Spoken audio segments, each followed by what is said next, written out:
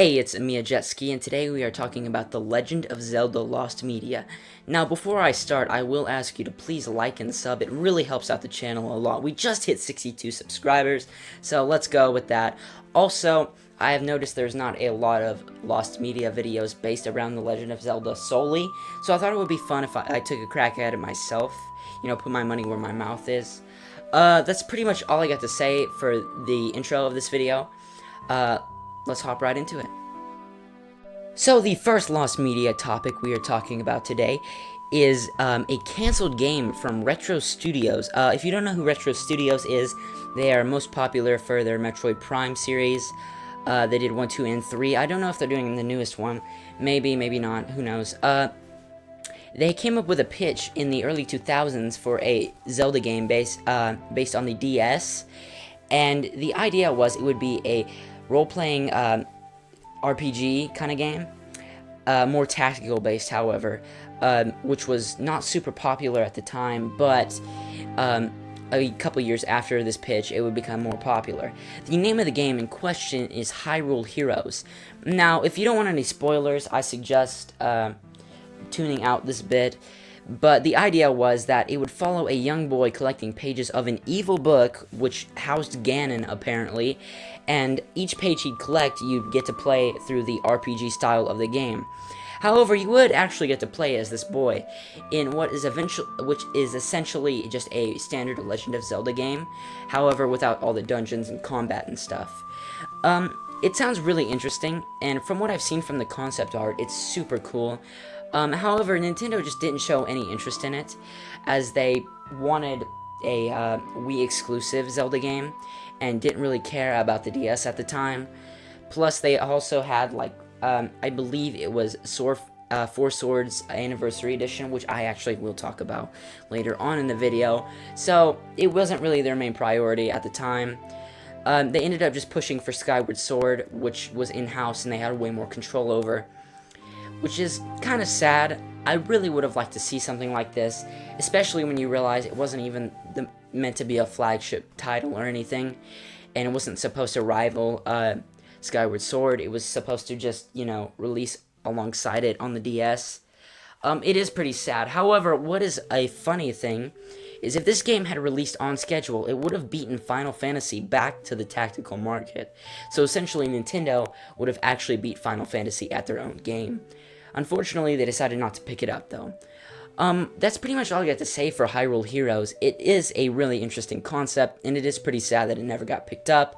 However, I can kind of understand where Nintendo was coming from, considering they didn't want it to rival Skyward Sword. On to the next one. Now, the next game we're talking about is one I just mentioned. It is The Legend of Zelda Four Swords Adventure Anniversary Edition. It is a re-release or remaster of a GBA game that was meant for multiplayer. However, at the time, you'd have to actually link up multiple different Game Boy Advances and own the same cartridge. So, it wasn't super, player-friendly, I guess is a good word for it.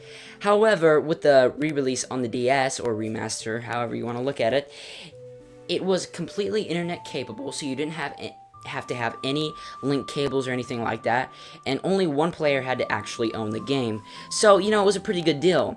So, the only problem with it, though, was Nintendo's shady business tactics, because unfortunately, they released it as a one-year thing. They did re-release it, however, on the Nintendo 3DS, for a day. I'm not even joking, they really did that, and it's pretty shady. But to be fair, they do stuff like this all the time. Most recently, they actually tried a similar tactic with Super Mario 3D All-Stars. However, that didn't end up happening due to public outcry or other shady stuff that Nintendo does. I pretty much assume, though, it's public outcry. It is a shame, though, they took this off, as I feel like it would have sold quite well over time, a lot more, and I feel like this definitely should get a re-release on the Nintendo Switch. I feel like it would definitely work on a platform like this, especially since they're pushing for multiplayer a lot more on it. Unfortunately, that's probably not going to happen anytime soon, so I would not hold my breath. As of now, this game is completely lost. Unless you have the ROM itself, or downloaded it on your DS or Nintendo 3DS, it's pretty much lost. On to the next topic.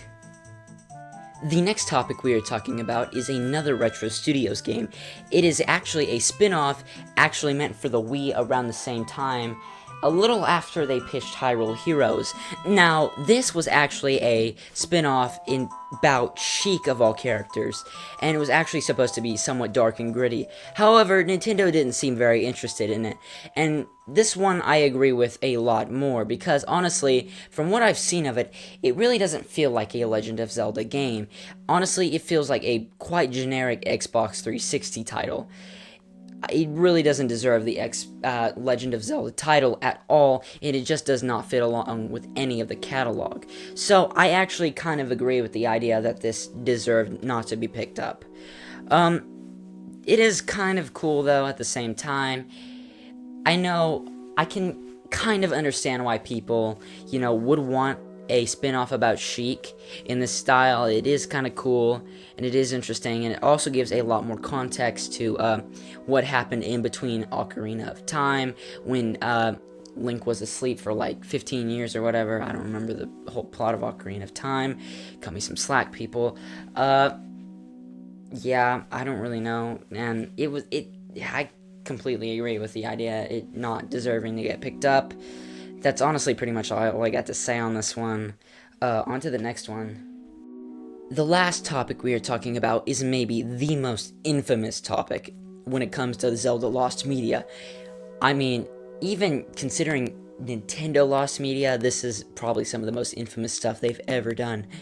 And most of it has not even seen the light of day. Even with the 2020 hacking of Nintendo, none of this stuff even surfaced. However, we do know what exists, at least bits and pieces of it. And what has come to light here is maybe one of the most interesting things. So if you don't know what I'm talking about, I might as well just spill the beans already.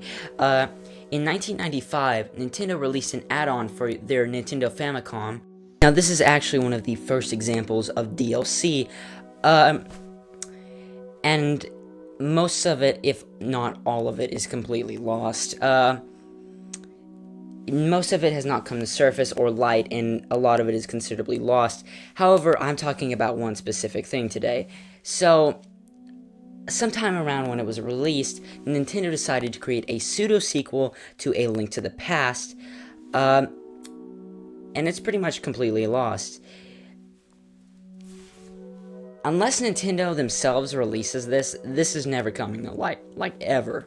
Like, Nintendo physically has to release this themselves, because the likelihood of someone actually finding most of these is pretty small, considering it was a Japan exclusive, it did not sell well, and the fact of the matter is that you had to download this in 1995, so this was like a one-time thing. So unless your Famicom still has this downloaded on that today, which, let me remind you, these machines are kind of older now, it's probably lost forever. And that sucks, but maybe I'm wrong, and maybe it'll show up one day. That's pretty much all I got to say on this. It sucks, but it just kind of has to be that way, I guess. That's pretty much all I have to say for today about Zelda Lost Media. Thank you for watching. I hope you enjoyed it. Please like and sub. It really helps the channel out. I already kind of stated that, though. Leave a comment if you want to tell me about more Lost Media. Please tell me down there. It was Amiya Jetski, and I will see you next time. Bye-bye.